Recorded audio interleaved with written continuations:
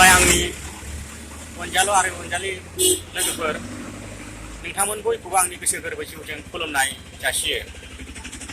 आं दिनै चेनेल गोदान खुलिदों। अन्नानै नोंथांमोना भिडिअखौ मोजां मोनोब्ला लाइक आरो शेयार खालामना होदो आरो गोजौनि बेल आइकनखौबो अल खालामनानै लादो।